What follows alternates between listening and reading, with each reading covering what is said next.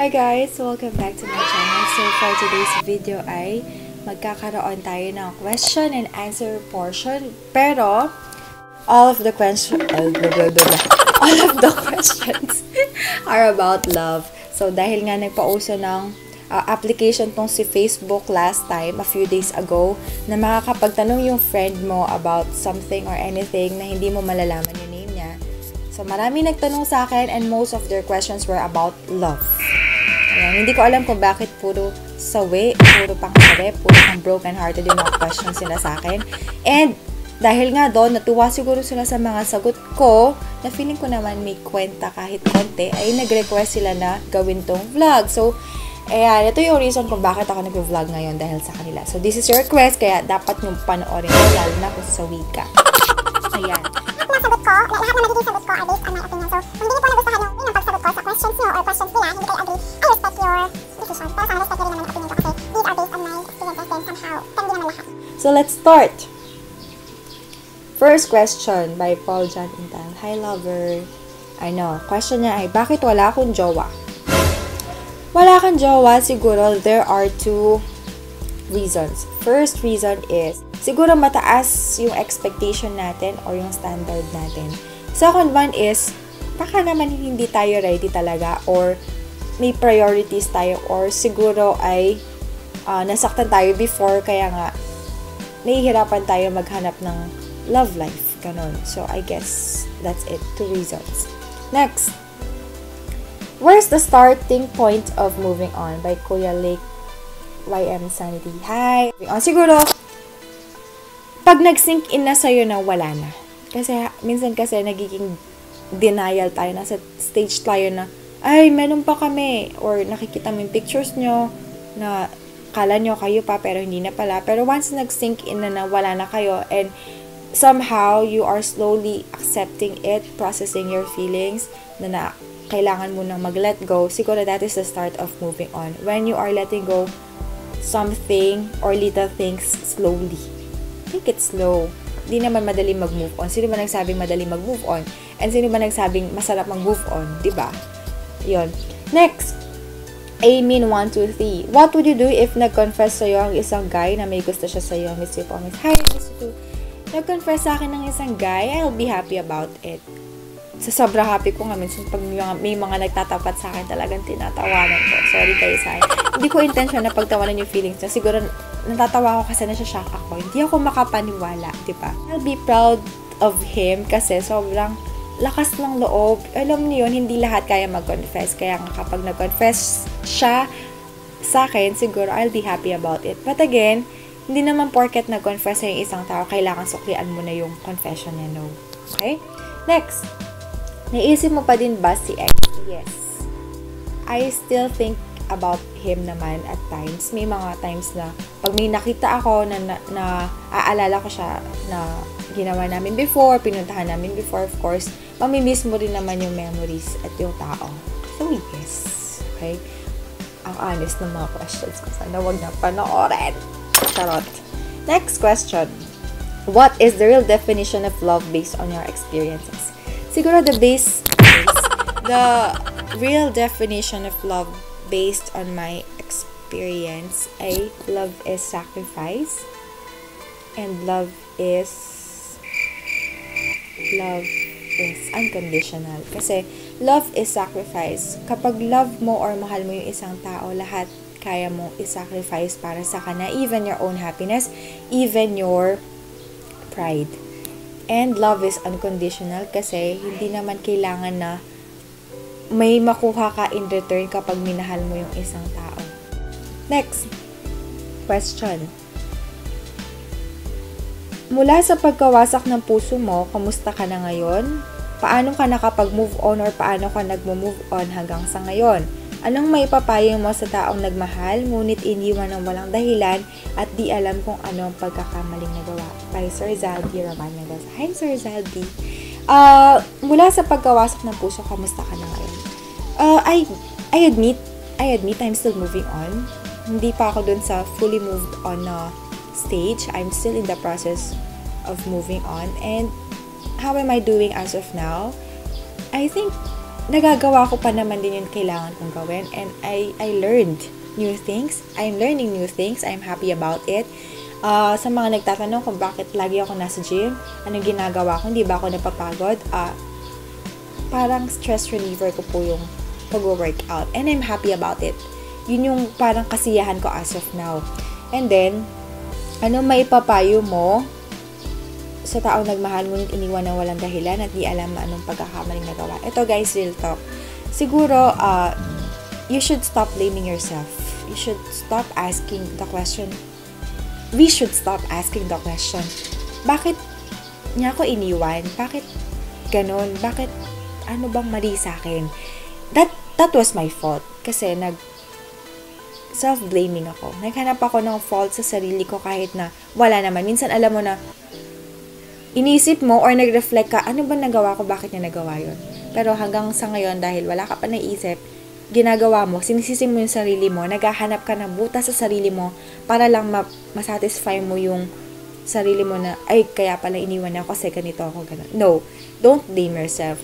Kung may reason man kung bakit ka na iniwan, siguro para sa kanya that is a reason, pero never mong sanang isipin na yung rason niya ay ikaw mismo. Okay? Don't blame yourself. Love yourself, rather. Next. Would you rather never being able to lie or never being able to tell the truth? Parang yung tanong mo ay, anong gusto mo? Magsinungaling ka or magsabi ka ng totoo? Tama ba? Hindi ko alam. Pero siguro mas gugustuhin ko pa rin na sabihan ako ng totoo or magsabi ng totoo kaysa sa magsinungaling. Kasi mahirap yung pagsisinungaling. Kapag nagsinungaling ka ng isang beses at may follow-up questions yan, tuloy-tuloy na yung pagsisinungaling mo. It's better to say the truth and be hurt rather than tell a lie and be comforted. That's it. Next question. Bakit kahit ibinigay mo na lahat ng kaya mong ibigay, may mga ilang tao pa rin na hindi makokontento sa'yo? Siguro kasi kahit naman na lahat na lang meron ka ay naibigay mo sa taong mahal mo, kailangan natin tanggapin yung katotohanan na hindi magiging sapat yun para makumpleto yung pagkatao na. Kasi meron mga tao na hindi ikaw yung kukumpleto sa kanya. So, hindi mo pa rin naman fault kung bakit hindi siya nakontento sa'yo.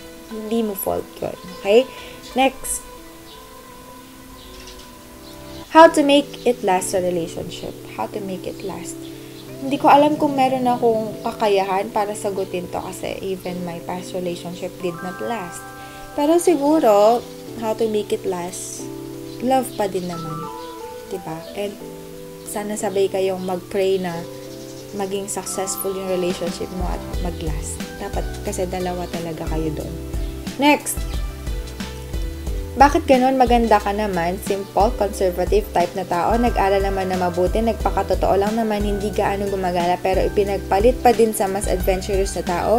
Yung tipong happy-go-lucky, nakakapagsuot ng kung ano-ano, sabi niya more than enough na ako, pero bakit niya ako pinagpalit sa iba? Siguro, alam mo kasi, girl or boy man, kung sino ka man, hindi naman natin mapipigilan yung isang tao pag natukso sa iba. Alam mo yon. Pero eto lang ha, hindi mo kailangan baguhin yung sarili mo para lang mas magustuhan ka niya. Kasi kung talagang gusto ka niya, tanggap niya na talagang simple ka. Ngayon, kung gusto mo maging adventurous, dapat decision mo yon. Hindi yung decision niya na, kailangan adventurous ka, ganyan-ganyan ka, para mas magustuhan kita at di kita pagpalit. No. Hindi deserving yung mga ganong type ng tao para sa love mo. Kasi ano ba bang hanapin niya, di ba? Na okay ka naman pala, pero bakit ka na pagpapalit? Siguro kasi nawalan siya ng, alam mo yun, baka hindi talaga siya committed. Feeling ko lang, ha? Feeling ko lang. Next. Bakit ang bilis mag-move on ng mga lalaki kung may mga nagko-comfort na babae ay napofall agad sila? Bakit ganon? Love ba yun? Kaloka to, girl. Bakit ang bilis mag-move on ng mga lalaki? Ito ha, feeling ko, hindi naman sa agad sila nag-move on. Kasi, ang dami ko na rin na pagtanungan, both women and men. Sa mga babae daw, at actually ito, na-experience ko before, sabi nila, kapag nagmo-move on, tayo yung unang, after breakup, tayo yung iyak ng iyak, parang nababaliw, na-depress. Then, after a few months, pag okay ka na, baliktad naman. Yung mga guys naman yung parang, dun magsising in, ay, nakapag-move on na siya. Ako pala, hindi pa ako nakapag-move on. Tama ba, guys? Ang dami ko na napagtanungan na lalaki and lahat nasagot nila ganun. Parang baliktad. Nauna nakapag-move on yung girls. Tapos after tayo nakapag-move on, dun magpa-process or magsisig in sa kanila, sa mga boys. Dun pa lang sila magsa-start ng pag-move on. Or baka pwede rin naman na baka hindi ka talaga minahal. Babalikan mo pa yung tao na loko sa'yo ng paulit-ulit pero mahal mo pa din at ginawa na yung best niya para mapatawad ka niya. Siguro kung paulit-ulit means once lang na ginawa, okay pa. Pero kung lagi na lang, girl, parang nagpapakatangan na lang din tayo na, oo, sige, sabihin na natin na pinatawad mo siya at ginagawa na yung best niya para mapatawad mo siya. After mo ba siyang pinatawad, ginawa niya ulit yon. O pinatawad mo na naman, after mo bang pinatawad, ginawa niya na ulit yon. Alam mo, kapag cycle na yan at lagi na nang ginagawa, mahirap nang tanggalin sa sistema na yan. So, kahit na gawin niya yung best niya, malaki pa din yung chance na uulitin na naman niya kasi nga alam niyang pinapatawad mo pa siya. So, anong kailangan mong gawin? Siguro, bigyan mo siya na lesson. Kung alam mong inulit na sa'yo yun, stop na, girl. Yung pride naman at digdidan mo naman yung isipin mo at yung self mo. Kailan po ba yung right time? Sabi ng ex ko, may right time para sa amin. Kinagago ba niya ako nun? Depende pa rin to sa reason. Kasi may mga reason na sinabi ng ex mo na babalikan kita in the right time. Right time kasi masasabi nyo lang sa inyong dalawa lang yun. Actually, pag na-feel nyo na both ready na kayo, kaya nyo na makipag-commit ng mas malalim, mas deeper yung relationship nyo, siguro pwede pa yon. I guess hindi ka naman na ginagago unless alam mo niloloko na lang yung pagkasabi niya or sinabi niya lang yon para makawala siya sa'yo. Ayun. Next. Kapag ba bumalik yung ex mo in the right time tapos okay ka na, totally move on ka na sa mga ginawa ng kagaguhan, tatanggapin mo ba siya? Is it true na love is greater than mistakes? Ito, I'm answering this in general ha. Dito about sa akin. Tanong to ng babalikan siguro kung talagang sincere siya at ginagawa niya yung lahat para ma-win niya yung love mo, ma-win niya yung trust mo, at ma-win niya at yung trust ng family mo. Kasi kung legal kayo, mahirap kasi pag hindi legal. Ngayon, nasa iyo pa din kasi yun kung gusto mo siyang balikan. Kung mahal mo pa at alam mo mag-work pa, kaya nyo isalbay relationship nyo, tanggapin mo, girl. Lahat naman tayo nagkakamali. 'Di ba? Pero kung alam mo na kahit na natutuhan niya na yung pagkakamali niya, okay na kayo, pero alam mo hindi mag-work, siguro stop na din. Pero kung kaya pa, why not? 'Di ba? Love is greater than mistakes. Yes, I guess. Kasi tayo, paulit-ulit tayo nagkakamali. Pero, tingnan nyo naman, di ba? Pinapatawad pa rin tayo ng Diyos. So, why not? Okay? Next. Normal po ba yung sa couple yung madalas na pag-aaway by patch? Yes! Oo naman. Abnormal na lang kung di nag-aaway yung couple, di ba? Pero wag naman yung every minute nag-aaway. Parang, iba naman din yun, di ba? Na, every minute na lang, puro away. O baka lambing lang naman. And pag nag-aaway kayo, dapat compromise. Okay? Next. Kailan mo po malalaman kung kailan dapat sumuko at kailan kumapit pa? Suko na pag di na kaya. Kapit pa pag kaya ka. Okay? Suko na pag wala ka ng pinangahawakan, wala ka ng rason para lumaban, pero kapit pa pag nafe-feel mo na meron pang rason para lumaban at kaya mo pa. Once kasi na sumuko ka na, it means tama na talaga. Okay? So, pag-isipan talaga dapat na mabuti yun. Best first date. Best first date. Feeling ko naman kasi kapag mahal mo yung tao, lahat ng dates nyo ay best. Feeling ko. So, best first date ko sa ex ko pa din. So far, kasi wala pa naman din ako talaga na nakaka-date na diba? Next! Ano mo po malalaman na mahal ka na rin niya? Ano mo malalaman na mahal ka na rin niya? Siguro, malalaman mo na mahal ka na rin niya kapag Actually, ikaw lang kasi makaka-feel niyan eh. Kasi iba-iba yung pag-show ng love, diba? Sa isang tao. Siguro pag lahat ng attention niya nasa iyo na, sobra na yung pag-care niya, pinapa-feel niya na importante ka, at sinasabi niya lagi, hindi lang na sinasabi pero ginagawa na yung dapat gawin para malaman ng isang tao na mahal ka niya, then that's it. Siguro that's love. Okay? Next, may chance pa ba kayo magbalikan ni ex? I'm not gonna say his name na lang para private pa din. Ito, real talk. We talked about it. Nag-usap na kami and as of now, we have to stop. Okay? Sa mga nag-aabang ng second chance chan, ayun, so we stop. Pero of course, we can't tell the future, so probably in time. Kung pwede pa, why not? Kung kaya pa, why not? Pero as of now, wala po. Next! Bakit kahit na niloko na niya ako, still hoping pa din ako na babalik siya sa akin at magbabago din siya? Some say he's still immature daw po. Possibly, baka pag nag-mature siya, magtitino din siya. Yes, posible naman na magtino ang isang tao pag nag-mature na. Pero again, hindi naman lahat na mature ay matino. So, nasa judgment mo pa din yan kung carry pa ba na maging maayos ang relationship niya pag nag-mature siya. Kapag kaya pa, di push pa, girl. Pero kung di na kaya, ibigyan mo siya na lesson. Kailangan muna niya kasi matuto, diba? Matuto sa pagkakamali bago niya malaman na ay, mali pala. Next. Nung nagsawa na ako kakahabol at convince sa kanya na ayusin pa din namin ang relasyon namin, pero the more ko ginagawa yun, na-realize ko na lalo siya napapalapit at decidido na gustuhin yung isa. Sabi ko nga sa kanya, wag mo na ako saktan, wag ka na babalik ulit ha, ayoko na. Tapos sabi niya lang, hindi na kita sasaktan.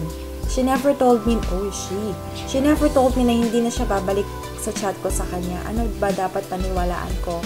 Words or action niya na yun? Sinin niya lang ako after I told her na wag mo na akong babalikan. Durog na yung tell you, lalakan nagsabi nito. Then when you said na wag na siyang babalik and she said na di na kita sasaktan, it could only mean two things. First is, di na kita sasaktan, meaning di na kita sasaktan, ayusin natin to, di na ako gagawa ng bagay na makakasakit sa'yo. Or it could also mean, di na kita sasaktan, as in, di na ako lalapit ulit sa buhay mo, di na ako magiging part ng buhay mo para hindi ka na masaktan. So, alin ba dun sa dalawa?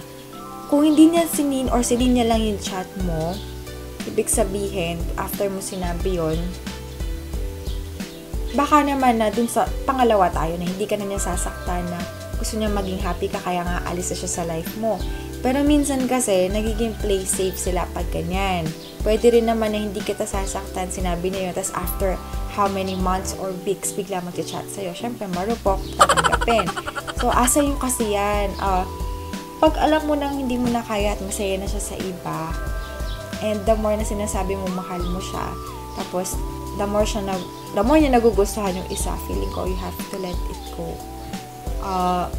Baka naman kasi ikaw din, may mahanap ka din na mas better, na mas mamahalin ka. Yun deserve mo na love, diba? Yun yung sagot ko sa question mo. Next question. Bakit kung sino pa ang nanakit, sila pa ang unang mas naging masaya? Siguro kasi hindi talaga sila ganun nagmahal. Diba? Kapag kasi nagmahal ka, part yung masaktan ka. Ngayon, kung after mo nanakit, masaya ka pa din or naging masaya ka agad, baka naman etong love mo na to, or minahal mo na to, ay hindi mo ganun minahal. Okay? Next. Dapat ba i-consider ang BF or GF mo when making a decision? I think yes. Kasi, nasa relasyon kayo eh. So, kayo yan. So, committed kayo sa isa't isa. Kaya nga, kapag gagawa ka ng isang action, you have to think twice kasi baka masaktan yung isang party. Ito kasi, naging line namin ng ex ko before, wag mong gawin sa akin yung ayaw mong gawin ko sa'yo. Like, o sige, pag pumunta ako sa ganito, gumawa ako na ganito, magugustuhan ko kaya kapag siya yung gumawa sa akin. Parang ganon. Parang yung golden rule lang, di ba? So, I guess, yes. Kailangan kasi lagi i-consider din yung feelings ng partner mo sa mga decisions na gagawin. Pwede ba magtapat ng nararamdaman ko sa'yo? Oh, wow. Pwede naman. Wala naman masama sa pagtatapat. Sabi ko nga kanina, diba? It's a sign of bravery. Pero, hindi lahat kasi nung nagtatapat, kailangan suklian yung pagtatapat nila. So, pag sinabi nila sa'yo, ay, gusto kita, pwede ba kita ligawan? Hindi naman lahat na lumalapit sa'yo ay pwede mong kayagan. Hindi naman lahat na lumalapit sa'yo ay pwede mong i-love. Diba? Walang masama sa pagtatapat, pero again, wag tayo mag-expect something in return. Diba? Pag ano naman yung love. Next. Anong mas mahirap? Or masakit malaman mo na bakla ang boyfriend mo at pinagpalit ka? Or malaman mo may asawa at anak na pala ang boyfriend mo? I think both. Pero mas mahirap ata yung may asawa at anak na pala ang boyfriend mo. Kasi una-una, sobrang panloloko na yun. Diba? Parang, dignidad mo na kasi yung nakataya or yung naapakan dun sa pangalawa. Dun sa una naman, feeling ko mas matatanggap ko pa yung malaman mo na bakla ang boyfriend mo at pinagpalit ka. Well, kung dun siya masaya, diba? Why not? Kasi ako, hindi ko naman maibibigay yung gusto niya talaga na nasa puso niya. Na hindi ko kaya gawin yun kasi babae ako. Then go for it. Diba? Aim for your happiness. Next, anong gagawin mo kapag yung tao minahal mo ay nakita mong nagawa niya na magbago at ikaw pa rin ang mahal niya pero ikaw nakapag-move on ka na pero wala ka pa naman ibang mahal. Anong gagawin ko? Di wala. Kasi diba sabi mo nga, nagawa niya magbago pero ikaw pa rin ang mahal niya. Pero na-realize niya yun. O sige, nagbago siya. Ako pa rin ang mahal niya pero may ginawa ba siya? Diba? Kailangan ko, anong gagawin ko? Wala. Kasi wala naman siyang ginagawa na action. Kasi kung meron, baka pwede pa bigyan ng chance. Pero wala namang ginagawa na action para makuha ulit ako. Wala. Diba? Babae tayo. Babae ako and ayoko mag-take ng action. Next, paano nyo po malalaman if wala na kayong feelings sa isang tao? Siguro pag kahit anong gawin mo, wala na yung spark, wala ka na ma-feel, hindi ka na masaya, siguro yun na yun. Wala ka na feelings para doon sa taong yun. Next question. Do you still love or? Ano naman? Diba? Period. Next question. Paano mag-move on? Ayan naman. Tara, sabay tayo mag-move on. Charot! Charot lang. Paano mag-move on? Siguro, you have to be busy. Accept yourself. Accept your flaws. Accept everything. Love yourself. Try new things na makakapagpasaya sa'yo. Kasi as of now, ganun yung ginagawa ko para makapag-move on. And again, I'm still in the moving on process. Kaya nga, I can't yet answer your question. Okay? Next. Mamahalin mo pa ba siya kahit hindi na siya kamahal-mahal? Diba nga, kapag mahal mo yung isang tao kahit na hindi siya kamahal-mahal sa paningin ng ibang tao para sa'yo, she or he is still perfect. Maliban na lang kung sobrang mali na yung ginagawa niya at sobrang kasuklam-suklam na yung ginagawa na. So, siguro you have to stop muna or you have to remind that person na hindi ganun yung taong minahal mo. Minsan kasi may mga time na naliligaw tayo, nawawala tayo sa landas natin, kaya nga na nagiging ibang tao tayo. Pero kung mahal mo isang tao, you have to remind that person na hindi ikaw yan, hindi ikaw yung tao minahal ko, at pag-pray mo siya na sana balang araw bumalik siya dun sa taong yun. Paano mo malalaman if ready ka na sumubok ulit? Siguro pag wala na yung takot sa puso mo na baka masaktan ka, wala na yung doubts sa puso mo kung ready ka na magmahal, and if ready ka na ulit masaktan, I guess ready ka na sumubok ulit about love. Diba? Ready ka na sumubok ulit sa love. Sino po yung crush nyo ngayon? What? Ano ba to? Pero sinabi ko na to sa Instagram ko before, no, nag-admit ako. Pero secret na lang muna to, guys, kasi masyado confidential, diba? Masyado naman tayong, dapat mga girls pabebe tayo. Hindi natin masyado binubulgar yung mga crush natin. Ano po ang ideal boy nyo or ideal man? Ideal man ko, actually wala. Kasi, when we say ideal nga, sabi ko nga kanina, ideal means this person or this thing does not exist. Kaya nga kung magkaka-ideal man ako, ibig sabihin, wala. Or siguro if it exists, somehow, yung gusto ko lang sa isang lalaki yung kaya kong tanggapin kung sino ako ngayon, kaya akong ipaglaban, kayang mahalin yung mga mahal ko, taong mahal ko, God-fearing, parang ganun. Question, mahal mo o mahal ka? Dun pa din ako sa taong mahal ko. Siyempre, di ba, sabi nga natin, love has no condition. So, hindi naman porket mahal mo isang tao, kailangan mahalin ka din niya. No. Di ba, mas ganun talaga yung love minsan. Di tayo nasusuklian, di ba? Pero at least, ang importante, nagmamahal tayo. So, dun pa rin ako dun sa mahal. Yes, that's it, guys. So, if may mga hindi po ako nasagot na question, sorry kasi yung iba sobrang confidential, sobrang private, kaya nga hindi ko na po sinagot. Pero for those questions na nasagot ko, sana nabigyan ko ng justice yung questions nyo. Sana nakatulong ako kahit papano. And these answers were based on my experiences. Galing sa puso yung mga yan. So, sana na-appreciate nyo din. And if you want to have more vlog contents, kung may masasuggest kayong vlog content, challenge kayo for me, gusto makakollab ako, please feel free to send a message. Yeah, that's it. Please don't forget to like and subscribe, especially for those who haven't liked this video. Please like and